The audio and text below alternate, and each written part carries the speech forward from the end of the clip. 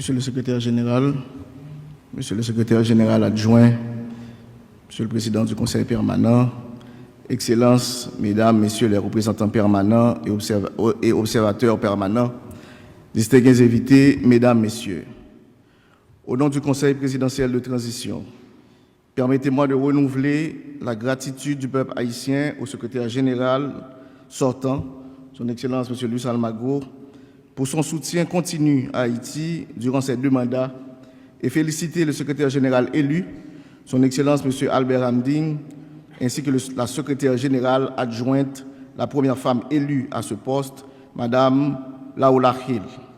Je tiens à rassurer aux 2 illustres élus de la bonne collaboration de la République d'Haïti tout au long de leur mandat, qui sera marqué, j'en suis certain, du renforcement des liens de l'OEA avec Haïti. J'adresse aussi mes vifs remerciements au secrétaire général Almagro pour avoir répondu favorablement à la demande haïtienne d'organiser ce symposium sur la situation sécuritaire et judiciaire en Haïti. Lors de notre récente rencontre en avril dernier, on s'était entendu que pour bien résoudre la crise, il faudra d'abord commencer par mieux la comprendre et faire évoluer le narratif qui l'accompagne, tant au niveau national qu'international. Mais tout d'abord, je veux bien saluer le travail remarquable du secrétariat à la sécurité multidimensionnelle, ainsi que le dévouement de son personnel, dont l'engagement exemplaire a grandement contribué à l'organisation du symposium. Je remercie aussi l'ensemble des États membres et observateurs de l'organisation pour l'attention constante qu'ils portent à la situation sociopolitique en Haïti. Ma gratitude s'adresse également à l'ensemble des organisateurs et aux intervenants.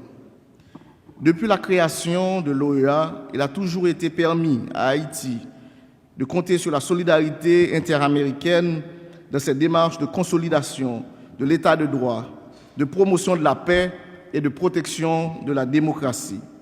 La tenue aujourd'hui de ce symposium témoigne de cette vieille amitié courageuse et solidaire.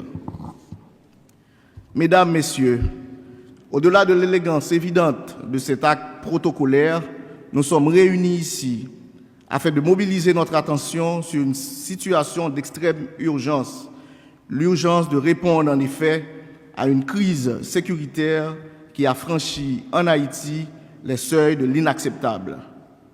L'urgence de venir en aide à une partie de l'humanité qui est en péril en Haïti. L'urgence de ne pas détourner notre regard de la détresse alors que des vies sont brisées quelque part tous les jours par la violence meurtrière des gangs. Plus de millions de personnes sont contraintes de quitter leur quartier, tandis que l'autorité de l'État est menacée et la démocratie est en péril. Au moment où je m'adresse à cette auguste assemblée, les gangs armés contrôlent près de 80% du territoire de la zone métropolitaine de Port-au-Prince, une bonne partie du département de l'Artibonite et quelques communes de celui du centre. Il est urgent de soutenir Haïti dans son combat souverain de récupérer les territoires qui sont sous le contrôle des bandes criminelles. Ces bandits détruisent des vies et des biens, tuent l'espoir et transforment en cauchemar les rêves de la jeunesse de grandir ou ceux des vieux de jouir du repos de leur âge. Mesdames, Messieurs, la limite a donc déjà été franchie. Il faut agir vite, il faut agir bien. Sous l'impulsion du Conseil présidentiel de transition, l'État haïtien a renforcé sa politique de sécurité. Il s'est doté d'une feuille de route claire, soutenue par une augmentation substantielle du budget alloué aux institutions d'ordre et de sécurité publique. Les fonds rendus disponibles aident à la formation du personnel sécuritaire, l'augmentation des infrastructures y relatives, ainsi que la modernisation des équipements. Les résultats devront être plus évidents dans les jours à venir. Le gouvernement actuel refuse catégoriquement d'être de connivence avec des bandits. Toutefois, la confiance totale du peuple ne sera rétablie dans ses élites dirigeantes si nous n'instaurons pas dans le pays une société résolument égalitaire et non violente. Le système national d'oppression populaire qui fut érigé dans le pays depuis la formation de l'État a fini par créer des monstres qui sont si détruits intérieurement qu'ils peuvent être en mesure, aujourd'hui, de brûler vif un bébé innocent, violer des fillettes sans défense, incendier des hôpitaux, des écoles et des bibliothèques ou transformer en assassins sous l'effet de la drogue des enfants innocents mais désespérés. Mesdames, Messieurs, croyez-moi que pour ainsi traiter les gens comme le font les gangs en Haïti, l'instinct criminel individuel ne suffit pas. Il a fallu que les élites traditionnelles passent leur temps à créer, au détriment de la majorité, une société désintégrée ou un pays qui soit pour la majorité une terre de toutes les négations existentielles. En conséquence, devons-nous bien admettre que le pays ne se relèvera pas sans la conception puis la mise en œuvre d'une politique radicale de sécurité globale qui ne cherche pas seulement à faire la guerre aux bandits, mais aussi et surtout à restaurer le droit du peuple haïtien à l'égalité citoyenne et à l'autodétermination politique. Il est crucial de redonner à la majorité populaire sa dignité, sa citoyenneté et à tous le droit inaliénable de vivre heureux dans leur propre pays. Le devoir des élites dirigeantes haïtiennes, c'est d'abord d'être responsables à l'égard des besoins de la population. En d'autres termes, nous ne pourrons pas résoudre définitivement le problème de l'insécurité sans un projet courageux de rupture avec la société traditionnelle haïtienne fondée sur des éléments discriminatoires et d'exploitation de la vieille société coloniale et l'instauration nécessaire par des élites enfin soucieuses et compatissantes envers le peuple de notre État qui soit enfin pour et non contre la nation. De même, il va falloir considérer avec sérieux la dimension transnationale de la crise. On ne le dira jamais assez. Haïti ne produit ni armes ni munitions. Et pourtant, des centaines de milliers d'armes à feu circulent librement sur notre sol, alimentant la criminalité, la corruption et sapant toute tentative de restauration de l'ordre public. Par ailleurs, nous parlons le plus souvent de la menace que représente pour notre région les problèmes de sécurité en Haïti, plutôt que de considérer la façon dont les problèmes non résolus dans d'autres pays de la région affectent Haïti et permettent à ces problèmes d'insécurité de s'aggraver. En effet, Haïti n'est nullement le lieu où résident les principales forces de soutien et d'origine des principaux problèmes qui sont liés à la criminalité transnationale organisée, tels que le trafic illicite d'armes, de munitions, de drogue et d'êtres humains. En évoquant ici la dimension transnationale de la crise sécuritaire en Haïti, nous voulons aussi contribuer à déconstruire le préjugé qui veut faire d'Haïti un problème pour la région. Aucun pays n'est un problème pour un autre pays ou pour une région. Autrement dit, deux grandes leçons sont à retenir du fonctionnement de la criminalité transnationale organisée. La première, les pays les plus faibles sont ceux qui en souffrent le plus. Il suffit d'étudier les conséquences dévastatrices de tous les types de trafic illicite dans les pays des Caraïbes pour s'en rendre compte. La deuxième leçon est l'exigence de la coopération, voire de la solidarité internationale dans le domaine de la lutte contre ce fléau. Car plus il y a de pays touchés par ces structures criminelles, plus le problème devient grave et plus il devient difficile de le résoudre par les moyens d'un seul pays. Somme toute, mesdames, messieurs, devons-nous sincériser nos engagements de solidarité les uns envers les autres, notamment envers les pays souffrant de notre région, dont Haïti, en respectant nos promesses et en ayant conscience qu'en contribuant à construire la paix sur notre continent, nous travaillons aussi en même temps à préserver la paix chez nous. En Haïti, le Conseil présidentiel de transition poursuivra ses efforts visant à rétablir la sécurité, restaurer la légitimité institutionnelle, relancer l'économie nationale et mener Haïti vers des élections libres et crédibles. Cette mission, bien que difficile, reste réalisable. Nous comptons beaucoup sur la solidarité régionale et internationale pour y arriver, car il y a un devoir interaméricain d'accompagner et de soutenir Haïti. Enfin, je forme tous mes vœux de succès à ce symposium, qu'il nous serve à nous rapprocher davantage dans la recherche de la paix par la solidarité fraternelle. Soyons encore de ceux qui croient que les peuples savent tisser des liens perpétuels d'amitié. C'est là tout le rêve que nous chérissons tous depuis les vieilles luttes de libération des peuples opprimés de l'Amérique et plus près de nous, depuis la création de l'organisation en 1948.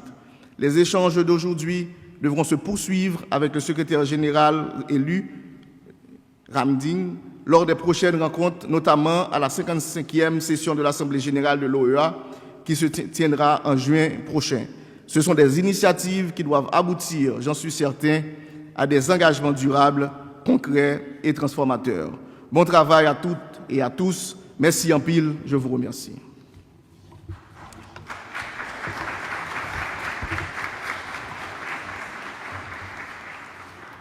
Faire une présentation globale et assez succincte de la situation sécuritaire en Haïti et de son impact sur le fonctionnement des institutions judiciaires et de l'état de droit en général. Je voudrais commencer par 2004, où il y avait une crise qui avait plongé le pays dans une situation d'instabilité généralisée. Dès lors, le Conseil de sécurité des Nations Unies, agissant dans le cadre du chapitre 7, avait envoyé une mission de maintien de la paix en Haïti qui a duré 14 ans. Cette mission est partie en 2017. Pendant le temps de cette mission, Haïti avait seulement 2 zones de non-droit, communément appelées zones rouges.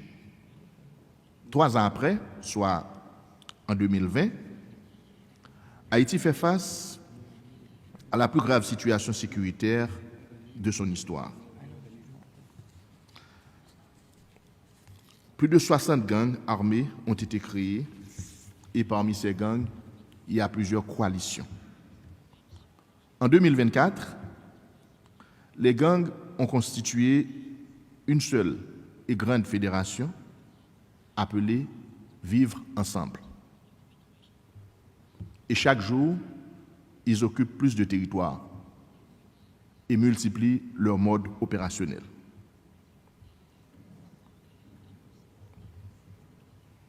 Ils fonctionnent, ils sont présents notamment dans le département du Centre, dans le département de l'Artibonite, dans le département de l'Ouest, où ils occupent plus de 80% du territoire de la zone métropolitaine. Les gangs sont devenus autonomes. Ils avaient été créés, dans un premier temps, financés et en fonction des activités qu'ils mènent, ils sont devenus autonomes et entretiennent des relations avec d'autres réseaux criminels à l'extérieur du pays. Leur mode opérationnel, c'est le trafic d'armes, le trafic de stupéfiants, le trafic des organes, mais parallèlement, ils kidnappent, ils assassinent, ils violent, ils incendient, ils rançonnent régulièrement.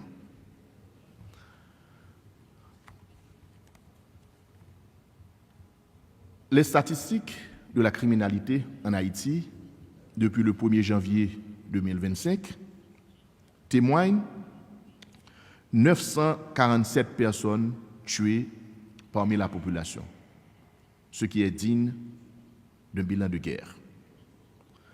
Il y a 231 personnes blessées, 18 policiers ont été tués et 8 membres des forces armées d'Haïti.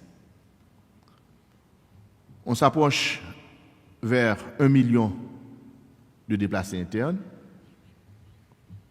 et 75% des infrastructures policières et judiciaires, c'est-à-dire 50 commissariats, sous-commissariats, antennes de police, ont été soit détruits, soit passés dans des territoires qui sont contrôlés par des bandits. Toutes les prisons de la zone métropolitaine ont été également détruites par les gangs armés. La conséquence sur le fonctionnement de la justice, c'est que depuis 2018, il n'y a pas eu d'assises criminelles, notamment dans le département de l'Ouest, parce que le tribunal de première instance de Port-au-Prince est tombé dans un territoire occupé par les gangs. Et consécutivement, ça aggrave la détention prolongée, qui a toujours été une des problématiques centrales de la justice haïtienne. Aujourd'hui, nous avons près de 8000 personnes en détention, et le fait que plusieurs prisons et centres de détention ont été détruits, ces 8000 personnes se retrouvent sur un espace de 32 cm² par personne. Le Sermicole, qui est un centre de rééducation des enfants, est devenu une sorte de complexe où l'on retrouve toutes sortes de prisonniers. La prison des femmes ayant été détruite, les femmes sont transférées au Sermicole. Le pénitencier national ayant été détruit, les accusés, hommes, sont également détenus au Sermicole. Et par conséquent, il n'y a plus de possibilité d'organiser des activités de rééducation pour les enfants. Ils sont automatiquement devenus des prisonniers. Il y a une situation humanitaire inquiétante avec le VIH-Sida. On a pu identifier environ 2000 personnes dans les centres de détention atteintes du VIH-Sida et environ 500 parmi ces personnes sont en suspension de traitement. À cause des routes qui sont bloquées, les denrées sèches, les nourritures ne peuvent pas arriver à temps dans les prisons parce que les axes routiers sont contrôlés par les bandits. Mais parallèlement, le gouvernement est en train de faire des efforts. Un décret vient d'être adopté portant création de 2 pôles judiciaires spécialisés, dont un pôle qui sera compétent pour juger les crimes de masse, c'est-à-dire les violations graves et parfois systématiques des droits de l'homme, ainsi que les auteurs des violences sexuelles associées à ces crimes. Le second pôle est compétent pour juger les auteurs des crimes financiers. Le gouvernement, en Conseil des ministres, a également adopté un décret portant création de l'Agence nationale de sécurité, qui est une agence d'intelligence. Le nouveau texte constitutionnel est prêt pour le référendum constitutionnel qui doit nécessairement se tenir cette année, c'est-à-dire que nous travaillons pour organiser des élections. À titre de rappel, les dernières élections ont été organisées en Haïti en 2015. Il est important que des autorités élues soient installées à l'horizon de l'année prochaine, c'est-à-dire en 2026. Aujourd'hui, Haïti a besoin du soutien de ses amis, notamment ses amis de la région. Il est important que d'autres moyens soient mobilisés pour résoudre cette crise sécuritaire. En fait, il y a un des panélistes qui vient de mentionner une liste de conventions internationales, notamment il y a depuis 1990 un effort essentiel menant vers la ratification d'un ensemble d'instruments internationaux et parmi ces instruments, il faut mentionner la Convention interaméricaine contre la criminalité et transnationale organisée qui comprend 3 principaux instruments. Haïti s'est attelé à mettre en œuvre, à se conformer et justement aux recommandations de ces instruments en tant qu'État membre Et dans ce sens, il y a un comité national de lutte contre la criminalité transnationale qui a été mise en place, donc qui est une institution étatique qui caractérise un effort, une avancée importante de l'État. Le système judiciaire, aujourd'hui, est incapable d'accueillir le flux de dossiers qui arrivent déjà, c'est-à-dire les dossiers ordinaires. Et il y a parallèlement une question d'expertise, parce que lorsqu'on parle de criminalité transnationale organisée, il y a les acteurs, il y a les criminels, mais il y a aussi l'expertise. Donc, l'impact, c'est d'abord au niveau de l'expertise. Nous n'avons pas suffisamment d'experts formés pour traiter ces questions de manière spécifique. Et ça, c'est un premier impact, parce que nous sommes en train de perdre la chance et d'organiser des procès et de liquider le passé et de mettre en place des mécanismes capables d'apporter des réponses efficaces à ces infractions transnationales. C'est dans ce sens que récemment, nous venons d'adopter un décret portant création de 2 pôles judiciaires spécialisés.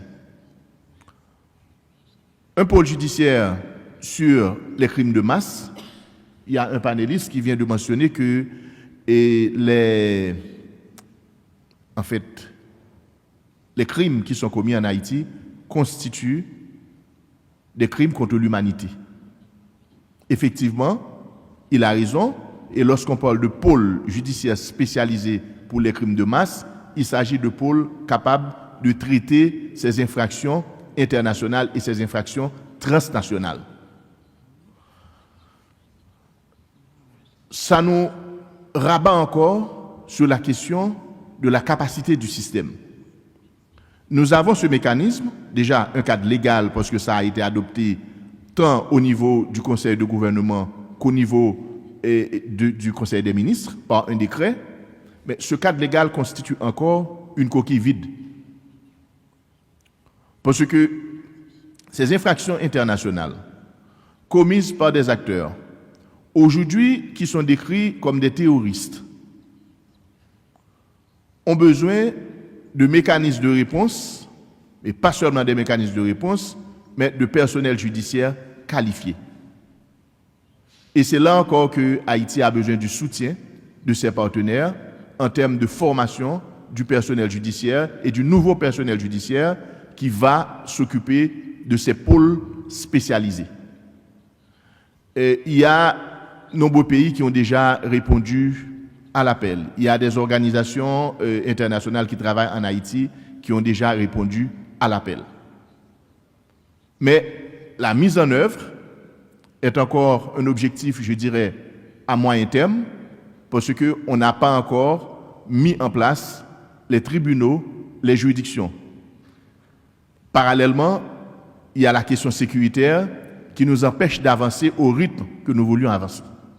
Donc, et c'est ça toute la problématique centrale, non seulement la problématique sécuritaire et qui empêche le fonctionnement régulier des structures judiciaires, la mise en place d'un cadre légal qui n'est pas encore opérationnel parce que nous n'avons pas encore l'expertise. Et c'est ça fondamentalement et l'impact de ces crimes sur le système judiciaire. Le ministère de la Justice et de la Sécurité publique a mis en place un plan d'action depuis novembre 2024 qui est basé sur 3 axes. Le premier axe, c'est la sécurité. Le second axe, c'est le rôle du ministère dans la réforme constitutionnelle et les élections. Et le troisième axe, c'est justement l'état de droit qui concerne le fonctionnement de la justice, les prisons. Sur l'axe sécuritaire, le ministère de la Justice regarde la sécurité sous 2 angles. Le premier angle, c'est la sécurité générale du pays, et le second angle, c'est la sécurité au regard du processus électoral, parce que nous n'oublions pas que le gouvernement de transition a un mandat, la transition a un contenu et la fin de la transition, c'est l'organisation des élections. De ce fait, la sécurité est liée à l'organisation des élections aussi. Et dans ce champ, il y a tout un ensemble d'actions que le ministère de la Justice a pris de concert avec le CSPN, c'est-à-dire le Conseil supérieur de la police nationale d'Haïti, qui consiste notamment en l'augmentation en effectif de la police nationale d'Haïti. Il y a une nouvelle promotion de 739 policiers gradués à l'Académie de police pour apporter des réponses clés aux questions du sous-effectif des forces de police sur le terrain. Et comment la situation se présente? Nous avons environ 10 000 policiers pour 12 millions d'habitants, ce qui donne un ratio d'un policier pour chaque 12 000 habitants. Donc, il faut augmenter le nombre de policiers sur le terrain, mais en effectif, mais aussi en capacité. Nous avons déployé et développé avec nos partenaires et avec la police nationale d'Haïti aussi un programme de formation spéciale avancé pour 400 parmi ces 739 policiers. Et nous avons aussi débloqué des fonds dans les hautes interventions publiques pour financer des opérations assez intensives sur le terrain. Et malgré la faiblesse de la police nationale en effectivité, on a pu contenir des avancées des gangs sur certains fonds. Nous avons créé récemment une task force qui amplifie les réponses sur le terrain dans les différents fronts. Et cette task force utilise des moyens technologiques assez avancés et notamment des drones qui sont utilisés dans les opérations actuellement et qui font reculer les gangs sur des zones assez stratégiques comme par exemple Delma 30 et Crissois, Delma 19, des zones très importantes et qui constituaient autrefois une menace. Le gouvernement vient d'adopter un décret portant création d'une agence nationale de sécurité et c'est une agence qui travaille dans le domaine de l'intelligence. Nous avons déjà contacté plusieurs institutions internationales et qui vont nous aider dans la formation de ces agents en matière d'intelligence parce que l'intelligence et la contre-intelligence constituent un déficit majeur dans les opérations de la police sur le terrain et la compréhension de la problématique de la sécurité. Et sur le plan judiciaire, non seulement nous avons créé les pôles judiciaires sur la corruption, c'est-à-dire sur les crimes financiers, mais aussi sur les crimes de masse. Nous avons aussi délocalisé le tribunal de première instance de Port-au-Prince en permettant que d'ici l'horizon juillet, il y aura des assises criminelles à Port-au-Prince après 8 ans sans assises criminelles. Et nous attaquons de plein fouet et d'autres questions qui constituent des conséquences de l'insécurité, notamment la question de la problématique centrale de la justice qui est la détention prolongée dans les régions. Donc, essentiellement, ce sont les actions, les principales actions, les grands axes d'action du ministère de la Justice et pour la sécurité, mais on regarde tout ça dans l'objectif de la tenue des prochaines élections parce que ces efforts sont déployés justement pour créer un climat, et je ne dirais pas totalement sécuritaire, mais un climat assez apaisé pour la tenue des élections. J'ai écouté avec beaucoup d'intérêt et beaucoup d'attention les différentes interventions qui sont convergées dans le même sens pour trouver une solution à la crise haïtienne. Je crois qu'il s'agit surtout de commentaires fondés, bien articulés, et que parmi ces commentaires, il y a une seule question, c'est sur la réforme constitutionnelle, une question qui a été posée par le représentant de l'Italie. Avant de répondre à cette question,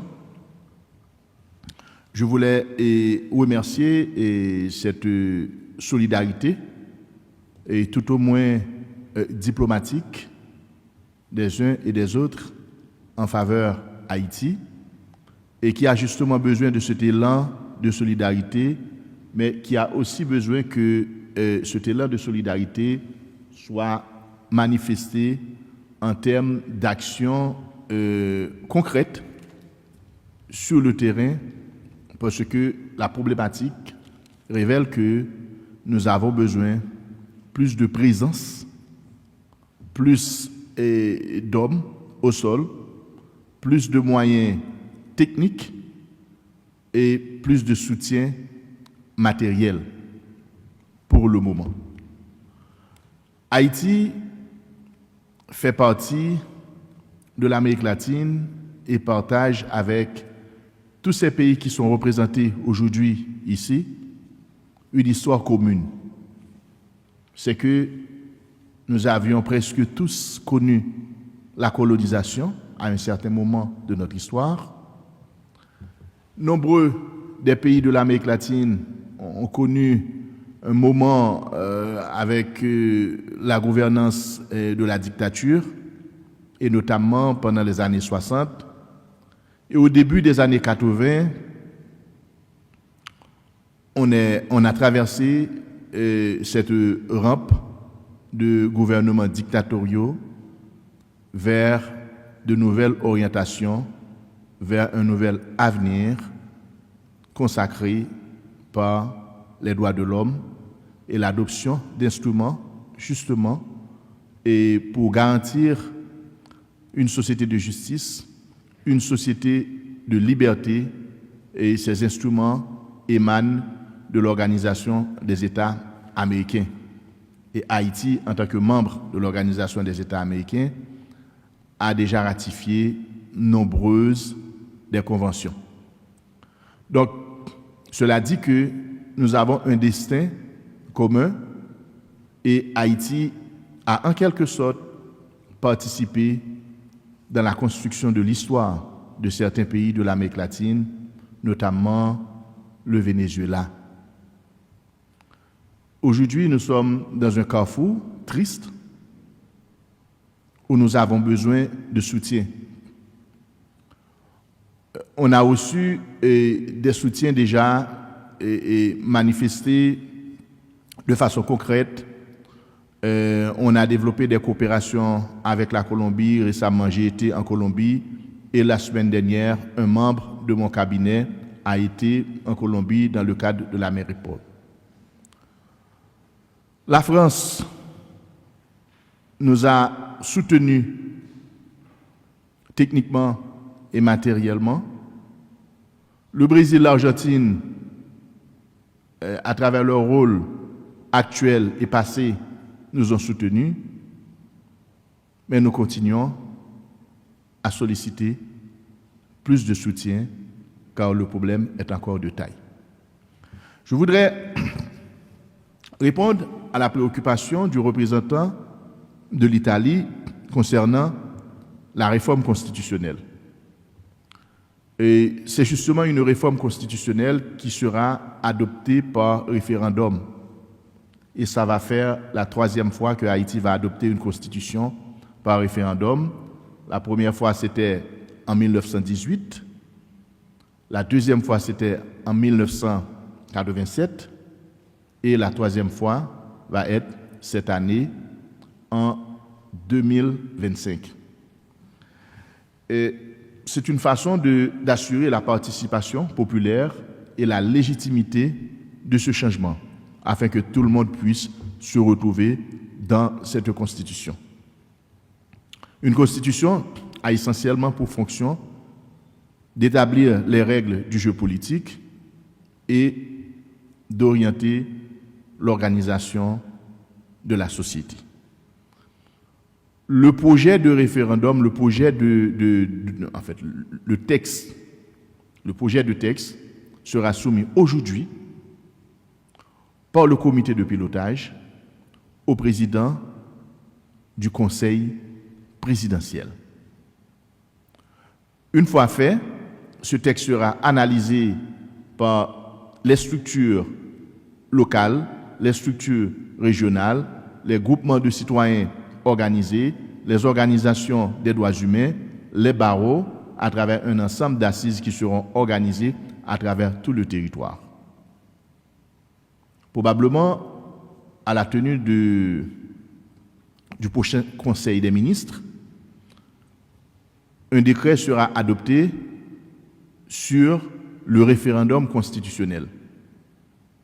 C'est pour ainsi répondre à votre question, monsieur le représentant de l'Italie, et vous dire qu'à l'horizon de l'été 2025, nous comptons organiser ce référendum.